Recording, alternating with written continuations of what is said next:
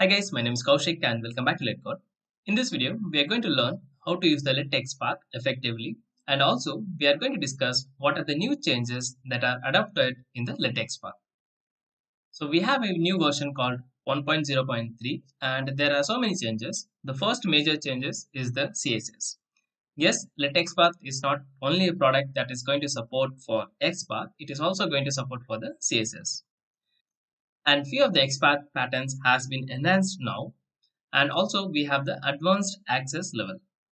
We have a table support and the locators names has been enhanced. These are the major changes that are in the perspective of end users. But in the technicals, there are so many changes that I have bring in the LetXPath. First thing, the memory utilization of the browser has been reduced to 90% and that's a major change. And of course, the UI has been optimized. Previously, the extension size was around 250 KB and mostly because of the CSS framework I was using. But now it has been reduced and the extension size is less than 150 KB. It is approximately around 140 KB, I believe. So, of course, there is so many changes on the UI. And of course, as usual, we have few bug fixes and there are so many tweaks around the XPath patterns. Now, let's see the demo. First, go to Google and type for Chrome Web Store and click on the first link. And then in the search, type for LetXPath. Link will be in the description, so feel free to take from there directly. And click on this LetXPath and you can add to Chrome. Now, as soon as you add, it will ask you for permissions. So read and change all your data on the website you visit and display notification. It doesn't change all your data, it's just change one attributes, and only if your inspect DOM, the DOM is open or the Chrome DevTools is open, or even unlike other extension, if your DevTools is open, it is not going to take or run the code in the background. It is going to work only if you are going to open the LetXPath tab. That is the optimization I have bring in this new version.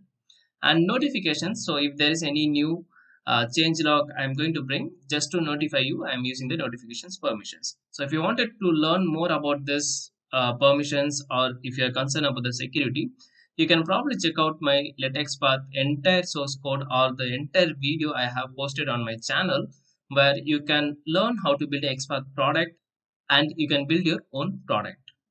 So let's go and add the extension. So as soon as you add the extension, it will give you notifies that you can use Alt plus L key to open this. For example, if I press Alt L, that's going to bring up this pop-up menu. This is just to read about the privacy policy or the licensed or about me. Or if you wanted to know how to use the XPath, probably you can click on this to check the video. If you face any logs, any issues, you can log it in my GitHub repository. And if you wanted to know how to develop the product or how to contribute to this product, probably you can check this entire playlist where I have discussed from the very scratch, like how Chrome extension works or how you can make your own XPath product. And apart from this, also I have few of the tiny project like this. Probably you can check out if you're interested on the Chrome extension development.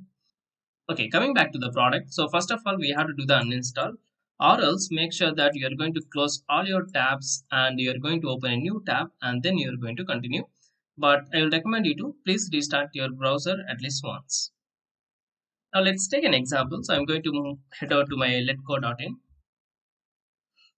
and right click, do the inspect. As usual, we like regular we used to open our DevTools, and from this this is known as site panel.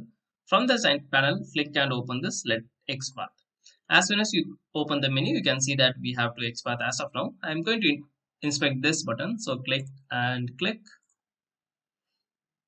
So here you can see that unique ID. So if there's a unique ID, of course we no need to write any of the XPath.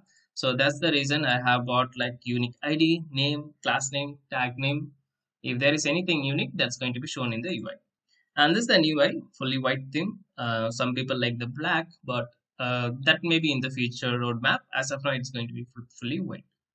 So here we have this unique ID. We have class-based XPath. We have router link. We have following sibling as well.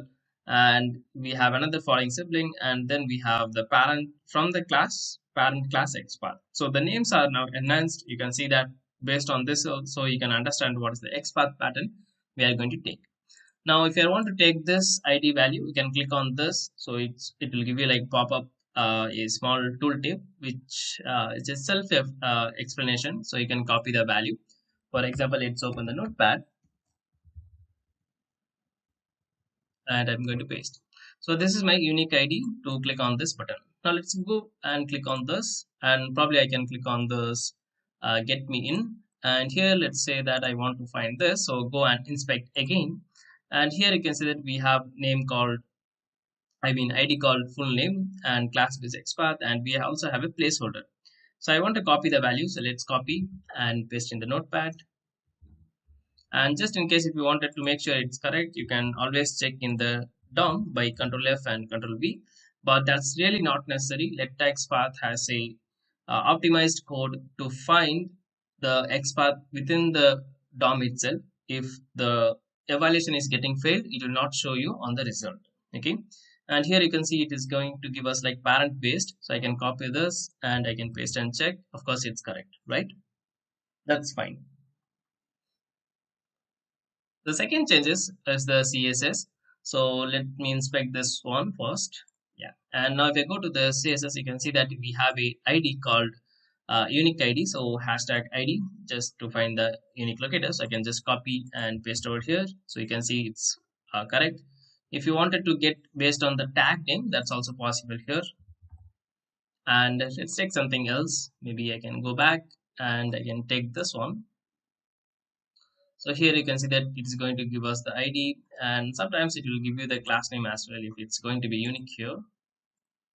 For example, you can see the tag name is unique here. So it will give you like button and then followed by name equal to input and then ID and of course, right? So these are three patterns as of now, but definitely it will be improved on the upcoming versions. Okay, but XPath we will get a lot of things, and here also you can see in the UI itself you can understand like how many XPath are there or how many CSS are there even without opening that particular tab. Okay, so that's a major difference in the major update in the XPath and the CSS. Now let's see the Axes one, right? So Axes, for that you have to use this right click, the context menu technically. For example, let's say that we want to find this image based on this text. Okay, so let's copy this one. So this is going to be my parent and this image is going to be my child. So as soon as I click on the parent and child, you can see that now the text has optimized. So first it will tell you like collection based. Instead of that, you can identify like what is the class name. So for example, here we have class equal to subtitle. Subtitle. So it says that class based XPath. I'm not interested on the class, rather I'm interested on this particular text here. So I can just select this, and that's going to evaluate the XPath, and that is going to bring us to in the UI. Now let's say that I don't want to take based on this alt, rather I want to take based on the parent class. Still I can just go and select this option and that will give you. But this XPath looks very big, and I think this is the optimized one. Okay. So I'm not judging here like which one is optimized or which one is the best for you. No, that's not the intention of creating LetXPath. I will give you all the possible combinations. Based on that, whatever you like or whatever you decide what is going to be apt for your application, you have to just play around it. And instead of writing of your own, the selecting and checking will definitely save a lot of your time. I believe that makes sense to you, right? Okay, so we have discussed the XPath, the CSS, and also the Axes. Now let's see how we can find table-based XPath. For example, I'm going to get into this advanced table, and let's say that I wanted to find this first row, right? So here we go and select one. Now, as soon as I select this, probably you can see that we have got around 4 XPath, but the beauty of like XPath is it is also going to tell us like what is the ID or name or class or the unique locator for locating that particular table. We mostly go with the web table concept, so finding the element and within that we'll find the inner elements, all those stuff, right?